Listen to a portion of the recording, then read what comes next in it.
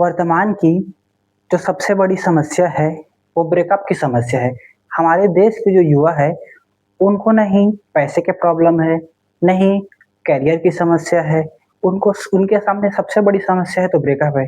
क्योंकि जब इंसान का ब्रेकअप होता है, तो इंसान एक मेंटल ट्रॉमा में चला जाता है। इंसान ओवरथिंकिंग का शिकार हो जाता है और इस तरह से वो मानसिक रूप से इन सारी चीज़ों से फँसे होने की वजह से कई लोग सुसाइड कर लेते हैं, कई लोग इसमें से निकल जाते हैं और कई युवा ऐसे होते हैं जो इसी चीज़ में फँसे रहते हैं और उनका पूरा लाइफ, पूरा करियर बर्बाद हो जाता है। वो कहीं के नहीं बचते हैं। तो आखिरकार ब्रेकअप होता क्यों है? इतना ज़्यादा चीटिंग क्यों हो रहा है? लोग इतने ज़्यादा झूठ क्यों बोल रहे हैं? इन सारी चीज़ों के पीछे क्या-क्या रीज़न हो सकते हैं? और इस ब्रेकअप हो जाने के बाद इस समस्या से हम बाहर कैसे निकले? आगे कैसे बढ़े? उस पर्सन को छोड़ कर के कैसे इस तरह से इन चीज़ों से निकले? तो एक-एक करके सारी चीज़ों को हम जानेंगे। कुछ साइंटिफिक रीज़न है जिसके थ्रू हम निकल जाते हैं। वैसे तो ये चीज़ आसान नहीं है, बट प्रयास करके और चीज़ों को समझ करके एक सही वे में काम करके हम इन चीज़ों से बाहर निकल सकते हैं। तो ब्रेकअप होने के लगभग-लगभग 18-19 रीज़न बताए गए हैं, जिनमें कुछ न कुछ चीज़ें आपके रिलेशनशिप से अटैच करेंगे और इसके अलावा 8-10 ऐसे सॉल्यूशन बताए गए हैं कि ब्रेकअप हो जाने के बाद आप किन-किन चीज़ों को अपना करके उन चीज़ों से बाहर निकले। उम्मीद करता हूँ कि इस वीडियो के साथ जस्टिस हो और लोगों को इससे फ़ायदा हो। तो एक-एक करके रीज़न को देखते हैं। अभी के टाइम को अगर देखें, तो ये मल्टीपल ऑप्शंस है लोगों के पास। लोग जो हैं, वो बेटर ऑप्शन की तलाश में हमेशा चलते रहते हैं कि एक इंसान के साथ रिलेशनशिप में है, अगर कोई उससे दूसरा बेटर इंसान मिल जाता है, तो इस इंसान से जो अट्रैक्शन है, जो प्यार है, वो धीरे-धीरे कम होते जाता है और दूसरे इंसान की तरफ वो मूव ऑन होते जाता है। समय के साथ ये चीज़ें बढ़ती जाती है, बढ़ती जाती है, बढ़ती जाती है और पहला वाला जो प्यार होता है, पहले वाला जो पार्टनर होता है, उससे पूरी तरह से अट्रैक्शन जो होता है, वो खत्म हो जाता है। ये सब लस्ट है भैया। कोई प्यार-व्यार नहीं है। प्यार-व्यार होता तो कभी खत्म ही नहीं होता। लस्ट का खेल है, इस वजह से ये चीज़ें खत्म हो जाती हैं। तो लोग बेटर ऑप्शन के तलाश में हमेशा बने रहते हैं। जैसे ही कोई नया पार्टनर मिला, इसको छोड़ कर के उसके पास चले जाते हैं। ओवर पॉसेसिवनेस एक रीज़न यह भी है, इसके शिकार ज़्यादातर लड़के होते हैं। लड़कियाँ भी होती हैं, बट ज़्यादातर लड़के होते हैं। ओवर पॉसेसिवनेस का मतलब क्या होता है? किसी को हद से ज़्यादा प्यार करना, यानी सो के उठना, उसी को कॉल करना, फिर उसके बाद शाम हो गया, दोपहर हो गया, रात हो गया, कहाँ आ रहा है, कहाँ जा रहा है, किससे बात कर रहा है, किससे चैटिंग कर रहा है, सारा कुछ चीज़ का जानकारी रखना। यानी एक इंसान से 24 घंटे में 5 से 6 घंटे उसी इंसान के साथ जुड़े रहना, ये भी इंसान को एक बोर कर देता है क्योंकि किसी चीज़ का बार-बार रिपिटेशन होना भी दिमाग में एक प्रेशर जनरेट करता है कि ये साले दिन भर मेरे पीछे पड़ा हुआ है। तो हद से ज़्यादा प्रेम करना भी ब्रेकअप का रीज़न है और सब लोग को ये पता होगा कि जो जितना ज़्यादा प्यार करता है, उसको उसकी वाली कभी मिलती नहीं है क्योंकि वो इंसान उस प्यार में पागल सा हो जाता है। उसके अलावा उसको कुछ सूझता ही नहीं है, बस लड़की, उसके अलावा कुछ नहीं। ट्रस्ट इश्यू, ये तो ट्रस्ट इश्यू है, इसको रस्ट इश्यू बोलना चाहिए क्योंकि अभी के टाइम में ट्रस्ट ढूँढोगे, 20% आदमी के पास ऊपर ट्रस्ट करना बड़ा मुश्किल है। क्या होता है कि अब यहाँ बस एक बात है कि लड़का गलत होता है कि लड़की, किसी जेंडर के साथ चीटिंग को या गलत होने को हम नहीं जोड़ सकते क्योंकि गलत कोई भी हो सकता है। ये इंसान के नेचर के ऊपर डिपेंड करता है। किसी एक इंसान को गलत कहना, किसी एक जेंडर को डिस्क्रिमिनेट करना ये गलत बात है क्योंकि हमने बहुत सारे केसेस ऐसे देखे हैं जिसमें लड़के गलत होते हैं और बहुत सारे ऐसे केसेस देखे हैं जिसमें लड़कियाँ गलत होती है। तो गलत कोई भी हो सकता है, ये इंसान के ऊपर डिपेंड करता है, किसी एक जेंडर को इसमें शामिल नहीं कर सकते कि ज़्यादातर लड़कियाँ ही धोखा देती है, ज़्यादातर लड़के ही धोखा देते हैं। ये एक शिक्षित समाज का परिचय नहीं है। एक न्यूट्रल रह करके, बैलेंस रह करके चलना चाहिए। तो दोनों ही जेंडर अपने-अपने में बहुत है, दोनों ही चीटिंग करते हैं। तो ट्रस्ट इश्यू के बारे में बात करते हैं कि लोग एक झूठ को छिपाने के लिए दूसरा झूठ बोलते हैं, फिर उस झूठ को छुपाने के लिए फिर दूसरा झूठ बोलते हैं। इसी तरह ये झूठ का महासागर धीरे-धीरे बढ़ता जाता है और एक दिन जब ये सारा झूठ पकड़ा जाता है, तो फिर रिश्ते में बड़ा ही बवंडर आने लगता है और उसी दिन से रिश्ता खत्म होने लगता है। तो ये ट्रस्ट इश्यू। इसके बाद है कम्युनिकेशन गैप। अगर आप अपने पार्टनर से अगर उनसे बातें बहुत ही कम हो रही है, तो मिसअंडरस्टैंडिंग बढ़ते जाएगा। क्योंकि जब सामने वाले पर्सन से बात नहीं हो रहा है, तो आपके दिमाग में एक ओवरथिंकिंग चलते रहेगा कि वो क्या कर रही होगी, किसको समय दे रही होगी, कहाँ जा रही होगी, क्या खा रही होगी, क्या पी रही होगी। ये सारा चीज़ ब्रेन तो आपसे करवाएगा ही, क्योंकि जिस इंसान से इतने लंबे समय तक आप जुड़े हुए हो, तो ये सारा चीज़ तो आना ज़ाहिर-सी बात है। और इसी जो कम्युनिकेशन गैप की वजह से ही लड़कियाँ हमेशा लड़कों को बोलती है कि तुम अब पहले जैसे नहीं रहे, क्योंकि तुम मुझे टाइम नहीं देते हो। ये एक एक कॉमन सी बात है, हर रिलेशनशिप में ये चीज़ देखने को मिलता है। वाइब मैच नहीं करना, भाई ये तो इन सारे रीज़न में अगर मेन रीज़न बोलोगे तो यही है, वाइब मैच ना करना। अब लड़का और लड़की दोनों के गोल अलग-अलग है। मान के चलो लड़का जो है उसको एक एकांत पसंद है, वो एकांत प्रिय है, खुद अकेले में ही मस्त रहता है, ज़्यादा दोस्त यार नहीं रखता है। और लड़की का माइंडसेट अलग है, उसको पार्टी करना बहुत ही पसंद है, अलग-अलग लोगों से मिलना बहुत पसंद है, दुनिया को एक्सप्लोर करना बहुत पसंद है, उसको मूवी देखना बहुत ही पसंद है, घूमना बहुत ही पसंद है और लड़के को घर में ही रहना पसंद है। तो यहाँ पर चीज़ें अनबैलेंस हो रही है, क्योंकि एक खुला वातावरण में ज़्यादा रहना पसंद कर रहा है, शोर-शराबे वाले जगह में रहना पसंद कर रहा है और एक शांत एकांत जगह में रहना पसंद कर रहा है। तो यहाँ पर भी दोनों की जो इंटेलेक्चुअल माइंड है, वो मैच नहीं कर पाते हैं। इस वजह से भी रिलेशनशिप में ब्रेकअप होने के चांसेस बढ़ जाते हैं। टाइम है, टाइम ना देना, ये भी एक इश्यू है कि अगर कोई अब इंसान के बारे में खुद सोचो आप, कोई इंसान अगर नौकरी पेशे में है, तो वो इंसान तो 8 से 9 घंटे पूरा-पूरा जॉब में चलता रहेगा। इसी वजह से तो होते हैं कि जितने भी बड़े-बड़े क्रिकेटर होते हैं, अपने पार्टनर को ठीक से टाइम दे नहीं पाते हैं। जैसे कि आप खुद देख लो, एक टाइम था 2016 के आसपास में, विराट कोहली और अनुष्का शर्मा, इन दोनों के बीच में भी जो रिलेशनशिप के शुरुआती दौर में भी कुछ अलगाव हुए थे। फिर बाद में दोनों ने सॉर्ट आउट किया और चीज़ें ठीक हो गई। जो चहल है और जो मोहम्मद शमी है, इसके अलावा जो हार्दिक पांड्या है, सारे केसेस में यही चला। टाइम का ही बस प्रॉब्लम था। अब इसके अलावा अगर देखेंगे चीटिंग केस, चीटिंग होने का मेन पर्पस ये है अटैचमेंट कम होना। अग क्योंकि ये अट्रैक्शन का खेल है। जब तक सामने वाला पर्सन के प्रति अट्रैक्शन है और अट्रैक्शन ज़्यादा लंबा टाइम तक सर्वाइव नहीं करता। ये 2 महीने, 4 महीने, 8 महीने, साल भर, 2 साल यहीं तक बस अट्रैक्शन काम करता है। उसके बाद मेन काम करता है इंसान का प्यार, इंसान के प्रति ट्रस्ट, जो बिलीव है वो।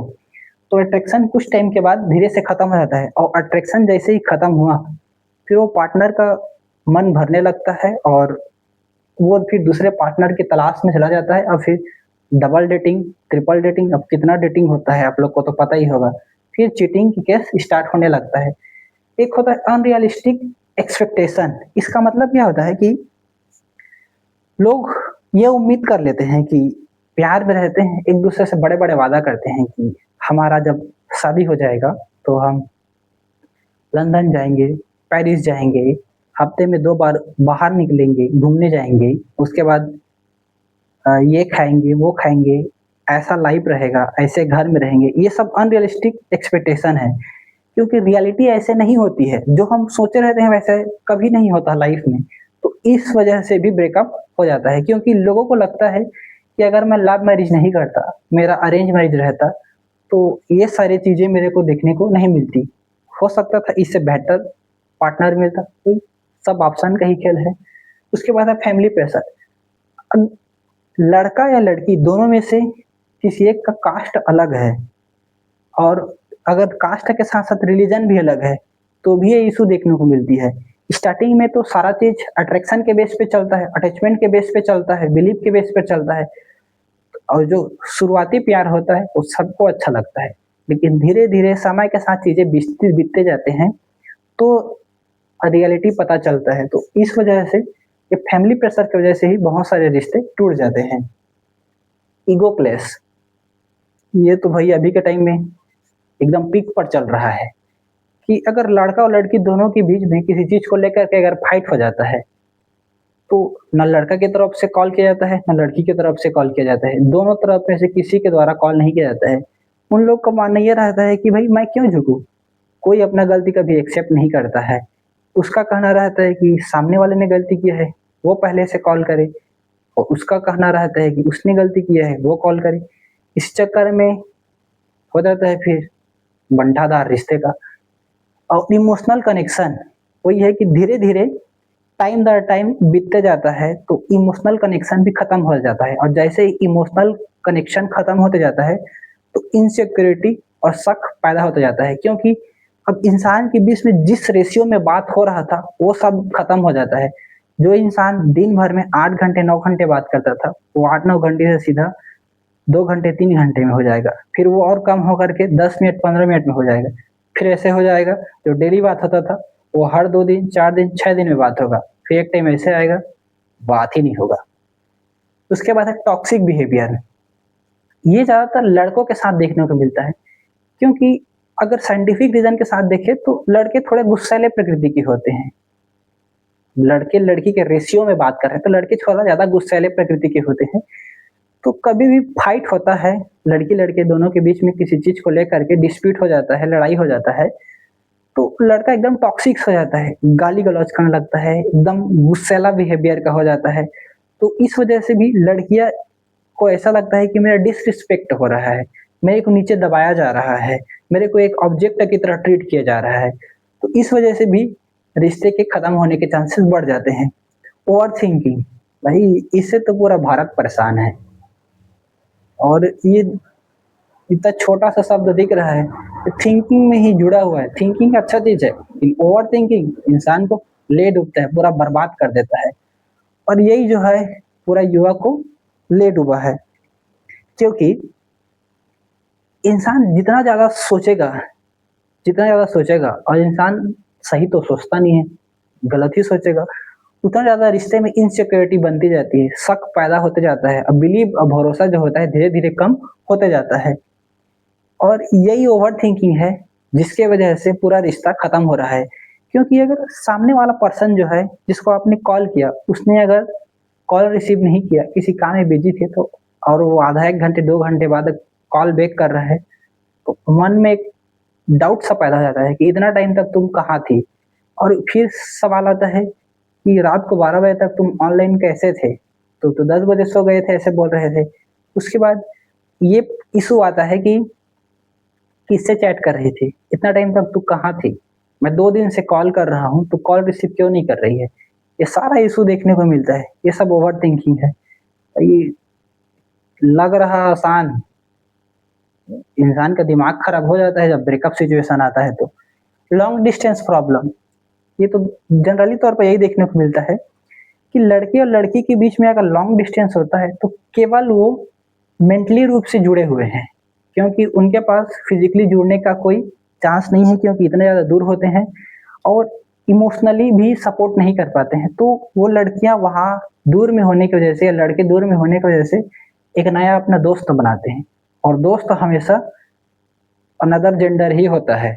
लड़का है तो लड़का दोस्त होना जरूरी नहीं है, वो लड़की दोस्त बनाएगा, और लड़की है तो लड़की दोस्त ही नहीं बनेगी, वो लड़का दोस्त बनेगी। अनदर जेंडर, क्योंकि अलग अलग जेंडर होते हैं तो आसानी होती है मदद करने में, सिचुएशन को समझने में। फिर आगे जाकर के यही दोस्त जो होता है, कब दोस्ती से रिश्तेदारी बदल जाती है पता ही नहीं चलता, और इंसान का फिर कट जाता है। पास्ट ट्रॉमा, अगर इंसान पहले से ही एक दो रिलेशनशिप से रह करके आया है, तो उसमें जो जो घटनाएं घटी हुई है, वो उसके ब्रेन में एक ट्रॉमा की तरह चल रहा है। एक्स इश्यूज आते हैं। एक्स इश्यूज का मतलब होता है कि लोग कंपेयर करने लगते हैं रिश्ते को, कि मेरा पहले वाला एक्स बहुत अच्छा था, ख्याल रखता था, तुम अच्छे से ख्याल नहीं रख पाते हो। ये सारी चीजें अगर रिश्ते में कंपेयर आया, तो भाई रिश्ता तुरंत ही खत्म है। हर इंसान अलग अलग है यार, हर कोई परफेक्ट थोड़ी ना होता है, हर किसी में कमी या अच्छाई देखने को मिलती है। तो जितना समझा जाता है उतना है नहीं, तो लोगों को एडजस्ट करके चलना चाहिए। फाइनेंशियली प्रॉब्लम, लव मैरिज में सबसे बड़ा दिक्कत फाइनेंशियल प्रॉब्लम का ही आता है, क्योंकि लड़के और लड़कियां दोनों परिवार से तो अलग हो गए हैं और कहीं शहर में जाकर के रह रहे हैं। उनके पास अब एक ही चीज है, अगर अच्छा खासा मोटा पैसा है तभी रिलेशनशिप चल पाएगा। जैसे ही पैसा की कमी होती है, दोनों के बीच में डिस्प्यूट होना स्टार्ट हो जाता है, क्योंकि लड़कियां तो हाउसवाइफ की तरह घर में रह करके संभालती है और लड़के जो बाहर से कमा करके लाते हैं। पैसे खर्चा होता है, फिर मैनेज करना मुश्किल जाता है, तो फाइनेंशियल प्रॉब्लम भी रिलेशनशिप को ले डूबता है। फास्ट अटैचमेंट है। कई लड़कों को हमने ऐसा देखा है और कई लड़कियां भी ऐसा देखा है जिसमें फास्ट अटैचमेंट होता है। फटाफट एकदम जिससे भी मिलते हैं उससे अटैचमेंट हो जाता है। इतना भयानक अटैचमेंट कि भाई लस्ट के अलावा तो ये कुछ भी नहीं है। इतना फास्ट लव किसी से होगा कि जब चाहे तब किसी से लव हो जा रहा है। ट्रेन में जा रहे हैं, प्यार हो गया। फिर उसके बाद किसी के घर शादी में गए हैं, वहाँ किसी नए से प्यार हो गया। इतना फास्ट नहीं होता। तो ये फास्ट अटैचमेंट भी रिश्ते को ले डूबता है। उसके बाद डिसरिस्पेक्ट, ये तो लड़ाई झगड़े में होता ही है कि जब कभी भी लड़ाई झगड़ा होता है, एक दूसरे को गाली गलौज करते हैं, एक दूसरे को डोमिनेंस करने का प्रयास करते हैं, नीचे दबाने का प्रयास करते हैं, डिसरिस्पेक्ट होता है, तो इस वजह से भी रिश्ते के खत्म होने के चांसेस बढ़ जाते हैं। इस सारे 17-18 रीजन आपको जो बताए गए हैं, ये किसी न किसी तरह से आप रिलेशनशिप में रहे होंगे। तो अब ये सारे रीजन हैं और बहुत सारे रीजन हैं, बट ये मेनली रीजन है जिनके वजह से ब्रेकअप होते हैं, रिलेशनशिप खराब होता है। अब इसके अब ये तो हो गया, ब्रेकअप हो गया। अब ब्रेकअप की वजह से किन किन ट्रॉमा से गुजरना पड़ता है और इन चीजों से कैसे बाहर निकले, इसके बारे में जानते हैं। देखो यार, ब्रेकअप को जितना आसान समझा जाता है उतना आसान है नहीं। लोगों को लगता है ये चीजें बड़ी ही कॉमन सी बात है, बट एक तरह से सोचोगे तो जिस इंसान के ऊपर गुजर रही है उसी इंसान को पता है। तो ब्रेकअप हो जाने के बाद अब हम कैसे, कुछ नियम है, कुछ साइंटिफिक रीजन है जिनको फॉलो करके इस समस्या से बाहर निकल सकते हैं। कुछ समझदारी के साथ एक सही वे में काम करके हम निकल सकते हैं। तो पहले बात तो रियलिटी एक्सेप्ट करना, और ये एक्सेप्ट करना कि जो होना था वो चीज तो हो गया। अब उस चीज को हम सही नहीं कर सकते, क्योंकि सामने वाले ने चीट किया या धोखा दिया या झूठ बोला या जो भी जिस रीजन के वजह से भी रिश्ता आपका बिगड़ा, तो उसको एक्सेप्ट करना जरूरी है, क्योंकि बिना एक्सेप्ट करे आप लाइफ में आगे नहीं बढ़ सकते। और मेरे को लगता है जो भी होता है सही के लिए ही होता है, क्योंकि भगवान सबके साथ अच्छा ही करता है। कभी-कभी हमें लगता है कि नहीं होना चाहिए था ब्रेकअप, वही इंसान, वही पार्टनर हमारे लिए अच्छा था। लेकिन सारा कुछ चीज़ समय का खेल है, भगवान को हर सारा कुछ चीज़ पता है। उनको अगर लगता है कि ये इंसान आपके लिए सही नहीं है, तो किसी न किसी बहाने से वो ब्रेकअप करा ही देते हैं, रिश्ते को खत्म कर देते हैं। और एक बात और है, ये बात याद रखना कि जो आपका है वो कहीं जाएगा ही नहीं, और जो छोड़ के आपको चला गया वो आपका कभी था ही नहीं। ये चीज़ याद रखना बहुत ही ज़रूरी है। अब ओवरथिंकिंग कंट्रोल करना, आप ओवरथिंकिंग को कैसे कंट्रोल करें कि कुछ चीज़ ब्रेकअप हो जाने के बाद दिमाग में बार-बार आ रहा है कि वो इंसान क्या कर रहा होगा, कैसे कर रहा होगा, क्या कोई नया पार्टनर बना लिया होगा, उसके साथ अच्छे से लाइफ सर्वाइव कर रहा होगा।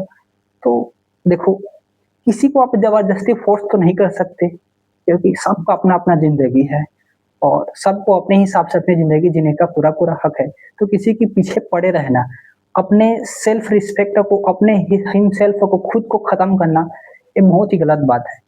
इंसान के पीछे पड़ा रहना छोड़ दो, बिज़ी रहना सीख जाओ। अगर आप स्टूडेंट हैं, तो पढ़ना सीख जाओ। एक लाइफ में एक नया गोल बना लो, उस गोल को अचीव करने का प्रयास करो। ये और ये सबसे बेस्ट चीज़ है, नो कॉन्टैक्ट रूल। इस चीज़ को अपनाना सबसे बहुत ज़रूरी है। अब खत्म हो गया तो हो गया। अब बार-बार अपने को नीचे गिरा करके, अपने सेल्फ रिस्पेक्ट को कुचल करके उस इंसान को नहीं बार-बार कॉल करो, नहीं मैसेज करो, खत्म करो। जब सामने वाला आपको इग्नोर कर रहा है तो आपको पता होना चाहिए कि वो आगे निकल चुका है, तो अब आपको भी आगे बढ़ना चाहिए।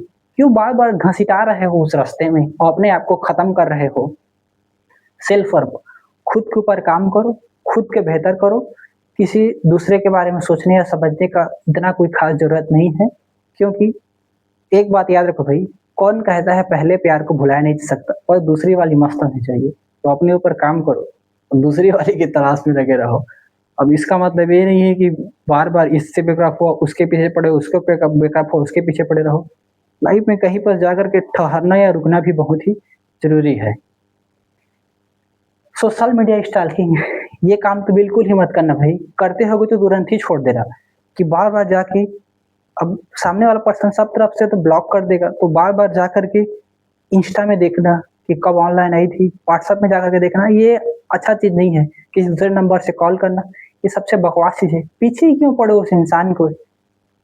फिर फ्रेंड्स और फैमिली है, इनसे बात करो, दोस्तों से बात करो, नए-नए जगह घूमो, ट्रैवल करो। फैमिली में आपके जो फैमिली पर्सन है, लोग हैं, इनसे बात करो और अपने अंदर की इस डर को, इस झिझक को खत्म करो और एक नया पर्सन के रूप में उभरो। उसके बाद है लर्न लेसन्स। तो कभी-कभी ना कुछ चीज़ें हमें सीख दे कर के जाती हैं कि हमें तो लगता है कि ये इंसान हमारे लिए सही है, लेकिन वक़्त के साथ पता चलता है कि वो इंसान हमारे लिए सही नहीं है। क्योंकि एक बात याद रखना, लोग आते-जाते रहते हैं, किसी के होने या ना होने से ज़िंदगी पे कोई ख़ास फ़र्क नहीं पड़ता है। एक टाइम में ऐसा लगता था कि इस इंसान के बिना जीना संभव नहीं है, आज उस इंसान के बिना भी हम जीना सीख गए हैं। तो सारा कुछ चीज़ वक़्त का खेल है, समय के साथ सारे घाव भर जाते हैं, लोगों की यादें भी धीरे-धीरे धूमिल से हो जाती है। तो खुद पर काम करो, कभी लाइफ़ में अगर दिल टूट जाए या कहीं सफलता ना मिले या टाइम एकदम खराब चलते रहे, डिप्रेशन वाले फेज़ से गुज़रते रहो, तो भगवान को याद करो और थोड़ा-सा रुक जाओ, क्योंकि सारा कुछ चीज़ समय का खेल है। ये खराब समय चल रहा है, ये समय जब चला जाएगा तो ऑटोमेटिक अच्छा समय आ जाएगा। तो सारा कुछ चीज़ समय का खेल है, इस बात को याद रखना। और न्यू गोल्स, लाइफ में नए-नए गोल बनाओ। अब खेलना स्टार्ट कर दो, बच्चों के साथ खेलो, कुछ नए खेल स्टार्ट करो। अकेले बस मत रहो भाई, जितना आप अकेले रहोगे उतने ज़्यादा उसकी याद सताएगी और बार-बार आप मेंटल ट्रॉमा, ओवरथिंकिंग इस सारी चीज़ों से गुज़रोगे। और टाइम दो का मतलब क्या होता है, खुद के ऊपर टाइम को इन्वेस्ट करो, क्योंकि जो ब्रेकअप का जो हीलिंग है वो इंस्टेंट नहीं होता। ऐसे इनो नहीं है कि तुरंत खाओ और गैस्ट्रिक का प्रॉब्लम दूर हो जाए, लंबा टाइम लेता है। कभी-कभी 2 महीने, 4 महीने, 6 महीने, 8 महीने, कभी-कभी 1 साल, 2 साल, 4 साल, कई लोग तो पूरा जीवन भर इस चक्कर में पड़े रहते हैं, होता ही नहीं है। अब आपको क्या है, एक चीज़ याद रखना, देखो, जितने बड़े-बड़े सेलिब्रिटी हैं, सलमान खान, क्या पैसे की कमी है? जब उसका ऐश्वर्या राय के साथ रिश्ता टूट सकता है, उसके बाद अगर देखें तो जो रणबीर कपूर है, इतना हैंडसम लड़का है, जब दीपिका पादुकोण के साथ उसका रिश्ता टूट सकता है, तो फिर हम लोग क्या है? तो चीज़ें वैसी नहीं होती है, जैसे हम सोचते हैं। समय के साथ-साथ कभी ऐसा लगता है कि ये इंसान हमारे लिए सब कुछ है, लेकिन टाइम जाते ही पता चलता है कि ये उतना ख़ास नहीं था। वैसे भी जिस इंसान के साथ जुड़े रहोगे, वो इंसान ख़ास ही लगने लगता है और समय बीतते जाता है, तो चीज़ें पहले जैसे नहीं रहती हैं। समय परिवर्तनशील है, तो समय के साथ आप भी चेंज होइए, बदलिए और आगे बढ़िए। उसके बाद है आगे बढ़े या पीछे पड़े रहे। अगर इसके पीछे रीज़न क्या है? अगर सामने वाला पर्सन आपको बार-बार इग्नोर कर रहा है, अगर आप कॉल कर रहे हो, नहीं कॉल बैक आ रहा है, नहीं कॉल रिसीव हो रहा है, नहीं मैसेज का रिप्लाई आ रहा है, बस पीछे हट रहा है, तो भाई सेल्फ रिस्पेक्ट को अपना पकड़ो और छोड़ो उस इंसान को। क्योंकि जब तक आप उसके पीछे सिंगल साइडेड पड़े हुए हो, वो उस इंसान को कुछ मतलब ही नहीं है, क्योंकि वो उन चीज़ों से निकल कर के आगे चला गया है। तो किसी के पीछे पड़ा रहना बड़ा ही बेकार सी चीज़ है। ज़िंदगी बहुत बड़ी है। कोई एक इंसान के पीछे पूरा अपना लाइफ़ को बर्बाद ना करो। आगे बढ़ो और लाइफ़ में नए-नए गोल बनाओ और आगे बढ़ते रहो। अब जैसे कि एक लाइन है, तू नहीं कोई और सही, कोई और नहीं कोई और सही, इतनी बड़ी है ज़मीन मिलेंगे लाख हँसी, इस ज़माने में सनम तू अकेली तो नहीं। तो कोई इंसान, जी हाँ, ये नहीं है कि इसके बिना हम जी नहीं पाएँगे। तो समय जाता-जाता है और मेरे को लगता है कि एक जगह रिश्ता अगर खराब हो जाता है, उससे बेहतर चीज़ आपके लिए तैयार रहता है। तो ज़्यादा मनमुटाव ना करें, ज़्यादा डिप्रेस होने की ज़रूरत नहीं है। अपने ऊपर संयम रखें, अपने ऊपर काम करें, इन सारे बातों को याद रखें कि कैसे करके चीज़ों से निकला जा सकता है और टाइम दो, क्योंकि अचानक से होने वाला चीज़ नहीं है। इस इंसान के साथ आप 8 साल, 9 साल, 10 साल, 12 साल इन्वेस्ट करे हो, तो वो 2 महीने, 3 महीने, 4 महीने में खत्म हो जाए बोलोगे, इतना जल्दी आपको हीलिंग नहीं मिलेगा, इतना जल्दी आपको रिलीफ नहीं मिलेगा। एक लंबा टाइम लेगा ये, हो सकता है 6 महीने ले, साल भर ले, 2 साल भर ले, और एक बार आप इस चीज़ से निकल जाओगे बाहर, तो आपके अंदर एक अलग ही ऊर्जा होगी और एक नया पर्सन बन जाओगे। कम से कम साल भर तो लगता है एक इंसान को नए इंसान बनने के लिए, तो साल भर का टाइम दो खुद को, उसके बाद चीज़ें ऑटोमेटिक अच्छी हो जाएँगी। धन्यवाद।